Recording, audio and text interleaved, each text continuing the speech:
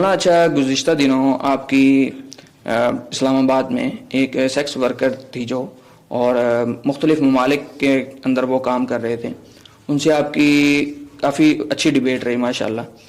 تو آپ اس حوالے سے ہمیں تھوڑا سا بتانا چاہیں گے تاکہ دوسرے لوگوں کو اس کا فائدہ پہنچ سکے؟ چلو ولی بھائی، میں آپ کو تھوڑا تفصیل سے بتاؤں. میں نے کراچی آنا تھا. مولانا خورشید صاحب جو میرے استاد محترم ہیں، انہوں نے مجھے حکم دیا تھا کہ آپ کراچی آئے. میں کراچی کی ٹکٹ تو میں نے ٹکٹ لی تھی 9 بجے. میں نے 9 بجے وہاں سے روانگی تھی.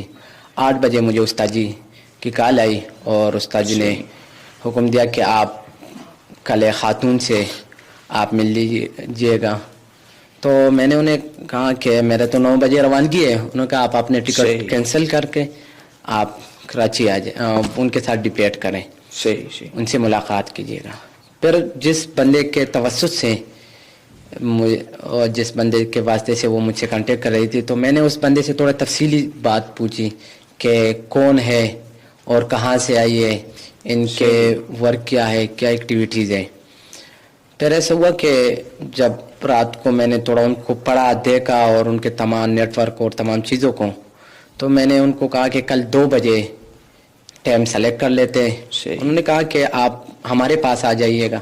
اچھا مولانا، یہ ملاقات آپ نے کہاں مدرسے میں کی یا باہر کہیں ملاقات ہوئی ہے؟ نہیں، یہ ان کا تو یہی خواہش تھی کہ آپ وہاں آ جائے. صحیح. وہ گیسٹ ہاؤس میں تھی تو مجھے کہہ رہے کہ آپ وہاں آ جائے. صحیح. میں نے کہا نہیں، آپ ایسا کیجئے گا کہ آپ لوگ ہمارے پاس آ جائیں، ہمارے ادارے مدرسے آ جائیں اور مسجد میں بیٹھ جائیں گے. تو وہ کل مقررہ ٹائم پہ وہ لوگ آ گئے 2 بجے.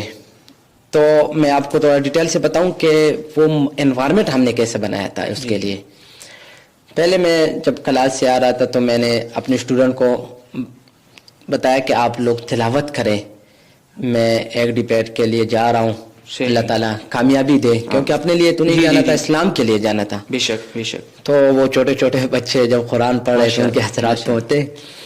پھر جب میں وہاں بیٹھا تو میں نے ایک اسٹوڈنٹ جو آل پاکستان پوزیشن ہولڈر بھی ہے، ماشاءاللہ قرآن بہت اچھا پڑھتا ہے، میں نے ان کو بھی لے آیا. ہم نے مسجد میں ان کو بٹھایا. مسجد کے ساتھ ہمارا جو کمرہ ہے امام صاحب کو، اس میں ہم بیٹھے رہے. تو سب سے پہلے تو میں نے طالب علم سے قرآن کی تلاوت کروائی. اس کی وجہ یہ تھی کہ کوئی بھی یکسوئی کے ساتھ قرآن سنے ہو ہی نہیں سکتے کہ وہ اسلام قبول نہ کریں. ایسی ہے بالکل. تو میں نے وہی والا طریقہ اپنایا. صحیح کہ بس قرآن سنے گی تو 80% تو ویسے مسلمان ہو جائے گی، باقی ہمارے ڈسکس ہوگی کہ کس طرح ہم کریں گے. بالکل. بچے نے تو قرآن کی تلاوت کر دی تو بس کچھ عجیب حالات ان کے ہو گئی. حالانکہ انہوں نے پہلے مجھے بتایا تھا کہ میرے پاس ٹائم یہ کم ہے اور میں 5 بجے میں اہم میٹنگ پہ جا رہی ہوں اور اور آپ کو مزے کی بات بتاؤں، اسی وقت 2 موبائلوں میں زوم پہ ایٹ اے ٹائم ان کا میٹنگ بھی چل رہا ہے.